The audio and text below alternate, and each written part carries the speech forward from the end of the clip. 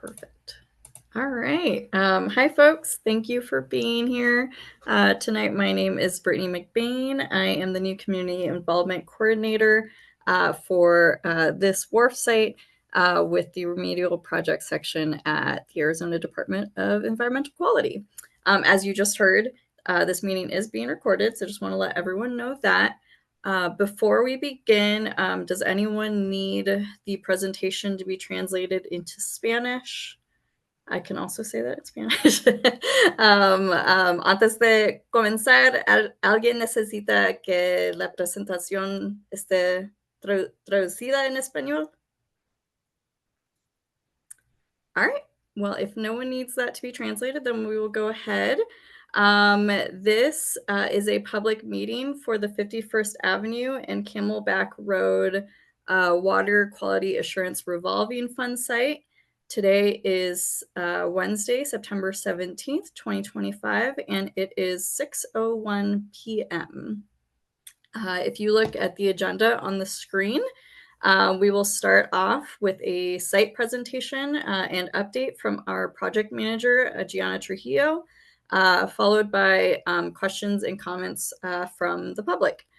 We do ask that all questions and comments be saved until the end, until Gianna's done.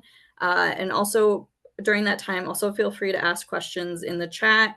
And if you do have questions that you want to, say out loud, go ahead and use the raise hand reaction. It's down there at the bottom. If you click on the heart, that'll come up and you can click on raise hand. And that way we know who has a question and, who's next in line to ask questions.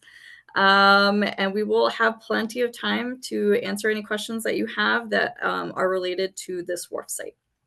After this meeting, the presentation and audio recording will be available on the ADEQ website by the end of the week. If you would like them to be emailed directly to you, just email myself. My contact information will be at the end of Gianna's presentation, and I can get them to you as soon as possible. Alrighty, let's go ahead and get started. I'm going to hand it over. Well, let's get set up really quick. Let's get our presentation on the screen, and I will hand it over to Gianna, our project manager. Thank you, Brittany. It looks like our presentation. There we go. All right. Well, good evening, everyone. Thank you all for joining us for an update on the 51st Avenue and Camelback Road WQARF site. Since it has been a while since our last meeting, I will provide a quick brief history, a refresher, and then we will get into the progress of the remedial investigation with plenty of time for questions at the end, as Brittany mentioned. So we can go ahead and get started. Next slide, please.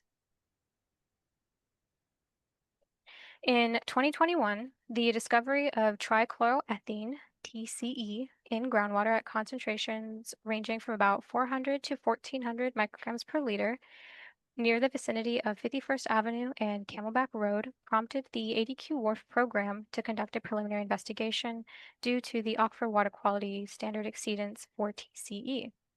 The findings of the preliminary investigation confirmed TCE contamination in groundwater and also led to the discovery of tetrachloroethene, TCE, and 1,1-dichloroethene, 1,1-DCE, contamination in groundwater at concentrations also exceeding their respective aquifer water quality standards.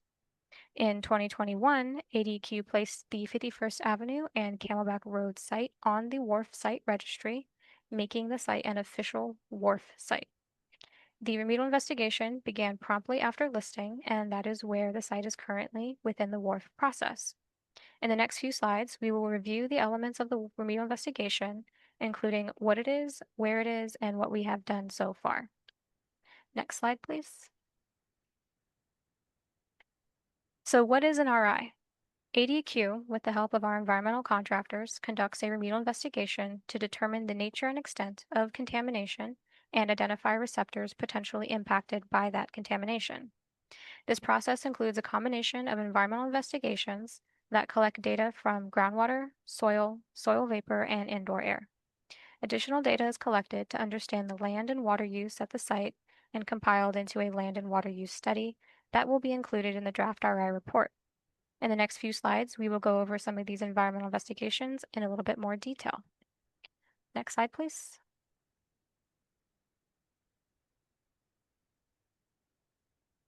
So let's begin with where is the site?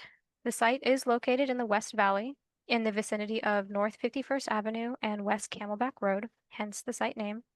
It crosses both the city of Glendale and the city of Phoenix. This preliminary figure provides the approximate extent of groundwater contamination based on the data available to ADQ at the time of listing the site on the WQARF registry. As part of the remedial investigation, this figure will be updated and refined as we collect more groundwater data in the area. The draft RI report will include an updated figure with an updated groundwater plume extent. ADQ's EMAPs will also be updated accordingly when the new figure is made available as part of the draft RI report. Next slide, please. Now that we have a general understanding of where we need to investigate, we move to what needs to be investigated. Thankfully, data collected during the preliminary investigation helped us determine our site contaminants of concern, or COCs, which are tetrachloroethene, trichloroethene, and 1,1-dichloroethene in groundwater. However, we still need to define the extent of the groundwater plume and determine if there are any soil impacts at the site. Our criteria for impacted groundwater and soil come from applicable regulatory standards. In this case, we compare COC data collected from groundwater to the aquifer water quality standards and data from soil to the soil remediation levels.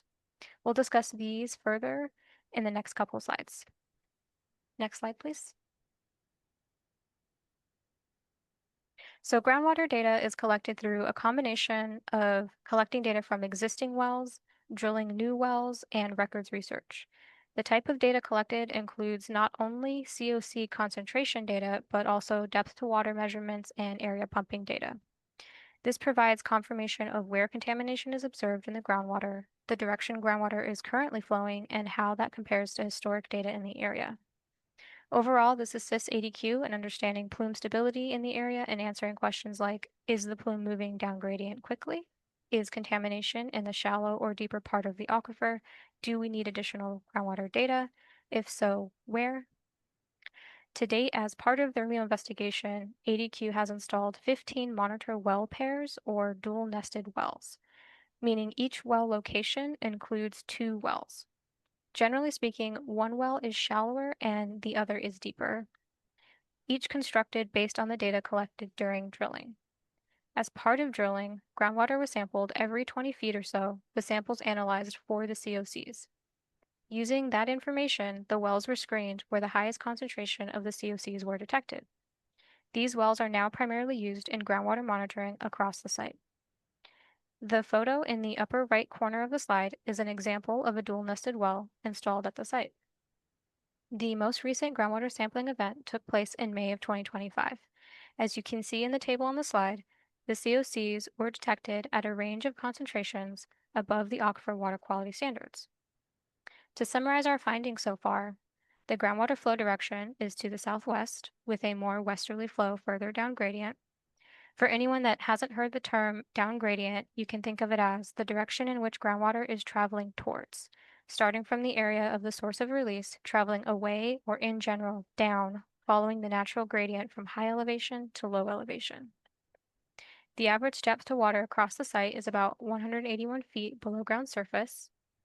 The initial plume extent presented earlier as part of site listing is still an accurate lateral depiction of groundwater contamination, with some minor refinement along the east and west sides. The current understanding of plume thickness is that beginning at the water table, contamination generally goes down to about 240 feet below ground surface, or approximately 60 feet in thickness, with some variability across each COC, as well as variability near potential source areas and near high capacity pumping wells. Next slide, please. For better visualization, the data from the May 2025 sampling event is presented here with the COC results shown. Red text indicates an exceedance of the applicable aquifer water quality standard. Of the 15 monitor well pairs installed, 6 indicated COC exceedances of their respective aquifer water quality standard. The remaining wells act as a boundary, which helps us delineate the extent of the plume. The outermost extent in red represents the estimated TCE plume.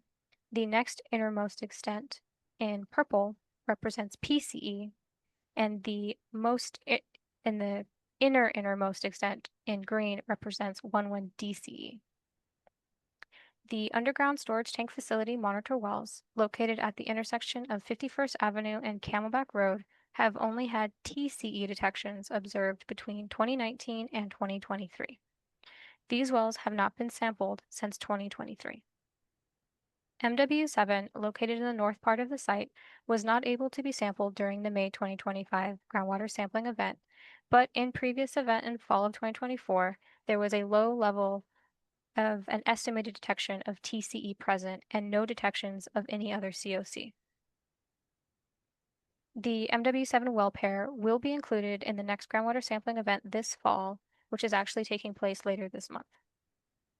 It is important to note that even though there are 3 distinct COC plumes, one for PCE, one for TCE, and one for 11 DCE, the extent of TCE is used as a proxy for the overall site plume extent and site boundary, as it is the most widespread COC.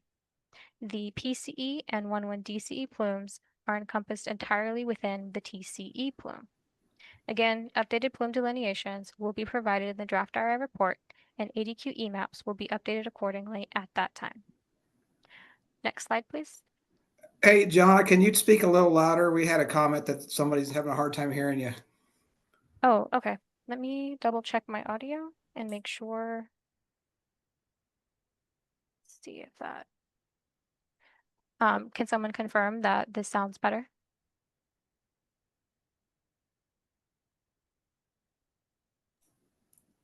It sounds good to me. Yeah. Okay. Okay, perfect. And okay. Okay.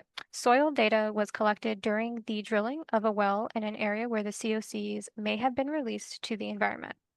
This includes evaluating the type of soil observed from the surface, down through groundwater, and to the total depth of the plume, or sometimes even deeper, as well as analyzing the soil for COCs.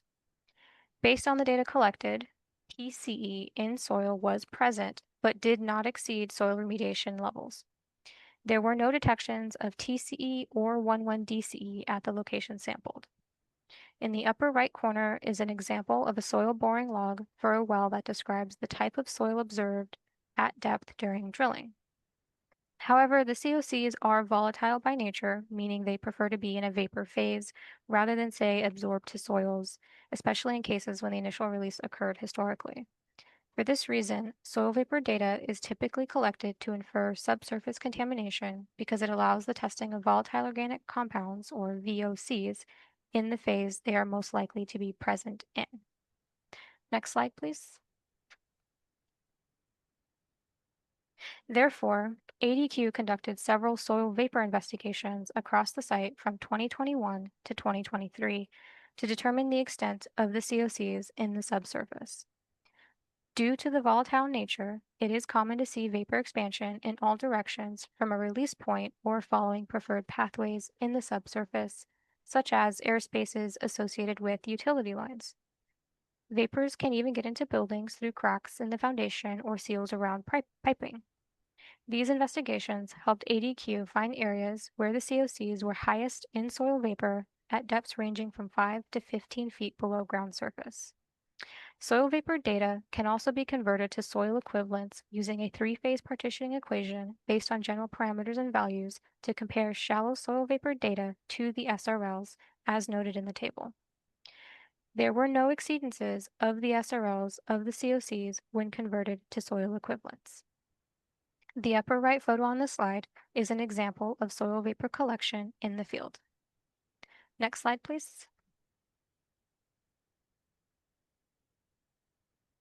Generally, as a follow-up to soil vapor sampling, ADQ will sometimes conduct indoor air sampling in areas with higher concentrations of soil vapor if it is determined there may be a vapor intrusion risk. There are some limitations to indoor air sampling, especially in industrial settings, as there may be interference from indoor air sources that cannot be distinguished separately from potential subsurface vapors that made their way into the buildings. In order to collect these samples, depending on the facility process, activities may need to be halted in order for testing to be conducted, which is not often possible. However, ADQ was able to collect indoor air data from a school located along West Camelback Road across from the industrial area. Working with the school to ensure certain activities were avoided prior to and during testing allowed for the collection of indoor air data that limited the amount of bias due to indoor air sources, and we were able to determine that there were no COC vapors exceeding EPA's regional screening levels for indoor air using the values established for 8-hour workdays and a hazard index of 1 for carcinogenic target risk. Next slide, please. Additional data collected as part of the remedial investigation includes information on the current and foreseeable land and water uses at the site, specifically looking at affected land areas and impacted water users within the community involvement area. In regards to land use, some of this data can be collected through publicly available resources. However, in order to collect property-specific information on current use or potential future uses like redevelopment or new construction, ADQ sends out questionnaires to current property owners. For water use, ADQ sends questionnaires to area water providers, cities, and any private well users within the community involvement area. This data is then compiled and incorporated into the land and water use study, which will be included with the draft RI report. To summarize some of the findings, the site is in a fully developed area, primarily industrial to the north of Camelback Road and residential to the south of Camelback Road. The community involvement area indicates that south of Camelback Road includes many schools, childcare facilities, or medical facilities. Luckily, all these facilities are not currently impacted by groundwater contamination as they receive water from local water providers that operate and maintain water treatment facilities prior to distribution of their water. However, some of the water providers indicated in their questionnaires that utilizing groundwater in this area for future drinking water use is being considered. Next slide, please. Looking forward, ADQ plans to complete additional environmental investigations to close current data gaps in our understanding of the source area and the extent of the groundwater plume at depth, as well as ensure we have the necessary boundary wells to fully delineate the COC plumes. This information will be detailed in the draft remedial investigation report, which will be available for public comment upon completion. Once the remedial investigation is complete, we will move into the feasibility study phase of the WQARF process. We can continue to collect data to close data gaps during this phase. However, the primary goal of the FS is to evaluate and compare different remedial options that may be used in a remedial action for the site. This may also include initial pilot testing of some potential remedies for soil and groundwater, such as soil vapor extraction testing, groundwater pump tests, or groundwater treatment studies. Prior to the start of the FS, ADQ will provide the notice of availability for the final remedial investigation report and the FS work plan, which will also be made available on our website. Next slide, please. This now concludes the presentation on the 51st Avenue and Camelback Road remedial investigation progress. Please feel free to visit our website and join the mailing list to receive notifications. And thank you all for your time today. Great. Thank you so much, Gianna. That was great.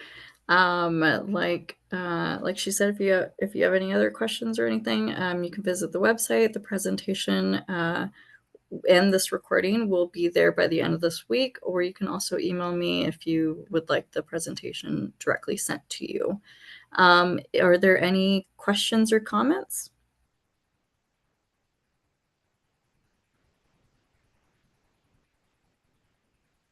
Feel free to come off mute or put them in the chat.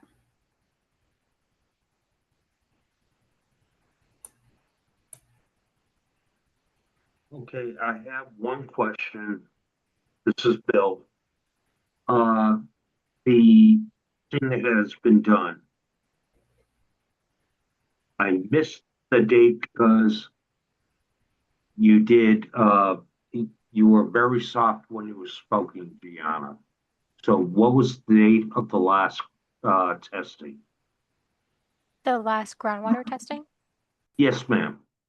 So that was May of 2025, and then we will be conducting a fall 2025 event here later this month. Okay, thank you. I'm having a problem with my hearing aids today, so that's why I said, could you speak up a little louder? No worries. And then Megan also asked what the timeline for the RI report is.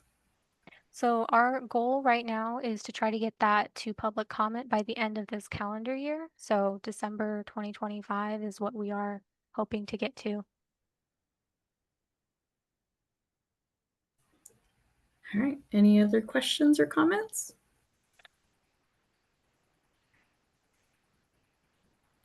All right. Well, if there are none, then that will conclude the meeting.